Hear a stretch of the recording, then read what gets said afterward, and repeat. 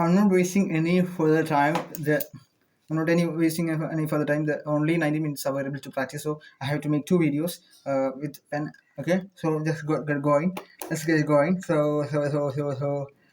Okay. Language is a means, not an end. The purpose of poetry and literature is no doubt to enhance the intensity of our experiences, but at the same time, the life of a man is something more than love between a man and a woman. Morality and literature have but one aim. They differ only in the method of their preaching. Morality attempts to influence our minds and hearts through arguments and preaching, while literature has chosen for itself the area of emotions and mental states. In all times, the reins of society were held by religion, and the means it adopted were the concepts of sin and good deeds. Now, it has taken over this function with the love of beauty as it means. The nearly 2 hour long address was largely devoted to an exposition of the elements of the true, the good and the beautiful in literature. It wasn't a highly complex or merely academic exposition. So each word of it could be heard the experience of a lifetime of an illustrious writer. Each word of it was imbued with the strength of his passionate convictions. Talking of beauty, Ferguson said to his rapt audience, the question is, what is thing called beauty? We have seen the rising and the setting sun. We have seen the red glow of dawn and of twilight. We have seen fragrant flowers. We have seen birds singing in sweet tones. We have seen murmuring strings. We have seen dancing waterfalls. And all this is beauty. Why do these scenes have the power to gladden our hearts? Because there is harmony in them and color or sound. It is a symphony or blending together of various instruments, which is a secret or a fascination of music. We ourselves, we ourselves have been created through proportionate harmony of elements. Therefore, our soul constantly seeks a similar balance and harmony.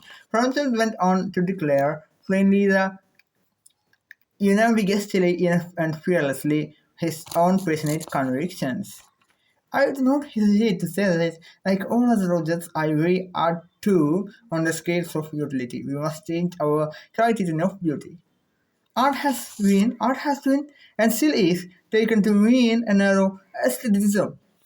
Its view is not yet wide enough to comprehend the sublime beauty of the battle of life. For it, beauty lies in a lonely woman, but not in that plain poor mother of many children who has put her baby to sleep at the edge of the field and is now stretching in toil. But this is a defect of narrow vision.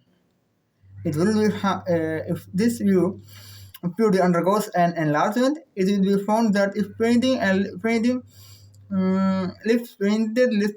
painting of beauty, if painted lifts and seeks for vanity and heartlessness, these parts lift and the tears on this with that seeks reflect self-sacrifice, reverence, and forbearance. This is new balanced and vital vision of true beauty which has been so clearly expounded here perhaps for the first time in this country. Finally, Premchand came to a point which had rankled with him before he had ceased to wrangle anymore, for it had now found a quiet repose in sublimated view of life.